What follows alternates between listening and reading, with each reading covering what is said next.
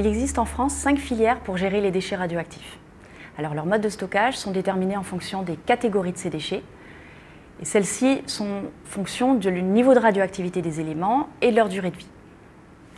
Alors tout d'abord, on a les déchets à vie très courte. C'est des déchets dont la demi-vie est inférieure à 100 jours. Donc ils ne nécessitent pas d'être placés dans des stockages spécifiques aux déchets radioactifs. Ils sont simplement entreposés sur leur site de production, le temps nécessaire à la perte de leur nocivité par simple décroissance radioactive. Ensuite, ils peuvent être évacués vers des filières de déchets conventionnels.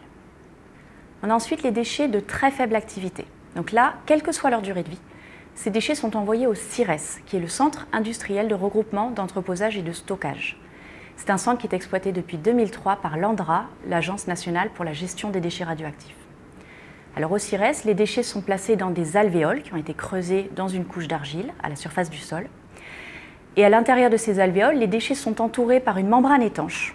Ensuite, il y a une couverture qui vient recouvrir l'ensemble. Tout ça visant à limiter les infiltrations d'eau de pluie vers les déchets. Les prochains déchets sont ceux de faible et de moyenne activité à vie courte. Donc là, les déchets sont placés dans ce qu'on appelle des colis. C'est des sortes d'enveloppes confinantes qui sont nécessaires puisqu'ils ont un niveau de radioactivité un peu plus important que les précédents déchets. Et ces colis sont placés dans des alvéoles en béton. Et une fois que tout le stockage est rempli, une couverture à nouveau vient recouvrir l'ensemble. On a donc affaire à des stockages de surface. Et l'objectif, c'est de les surveiller pendant 300 ans, qui est la durée nécessaire à la décroissance de la radioactivité de ces éléments qui sont donc à vie courte. En France, il existe 2 stockages de ce type. Le premier se situe dans la Manche. Il a été fermé en 1994, après 25 ans d'exploitation. Le second se trouve dans l'Aube. Lui, il est en exploitation depuis 1992. Donc, il intègre des améliorations de la sûreté par rapport au centre de la Manche. Et il a une exploitation qui est prévue pour environ une 60aine d'années. On a ensuite les déchets de faible activité à vie longue. Donc là, il n'existe pas encore de stockage pour ces déchets. C'est une filière en projet.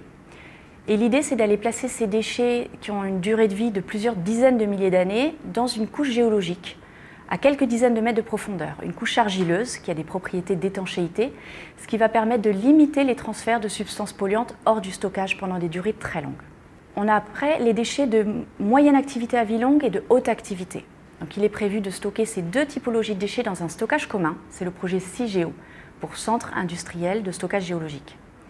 Là encore, il est prévu de placer ces déchets de longue durée de vie dans une couche géologique, mais cette fois-ci à une profondeur bien plus importante compte tenu de leur niveau de radioactivité qui est très élevé, beaucoup plus que ceux des déchets de faible activité à vie longue, ce qui nécessite de les isoler d'autant plus de la surface du sol. Et c'est donc une profondeur d'environ 500 mètres qui est visée pour la couche géologique qui pourrait recueillir ces déchets, une couche argileuse.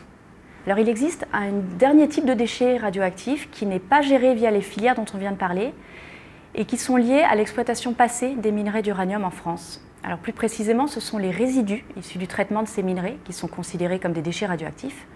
Alors ce sont des déchets de faible, voire de très faible activité. Et ces résidus ont été rassemblés dans 17 stockages de surface qui sont gérés cette fois-ci non pas par l'ANDRA, mais par Orano, qui est l'ancien gestionnaire de ces mines d'uranium.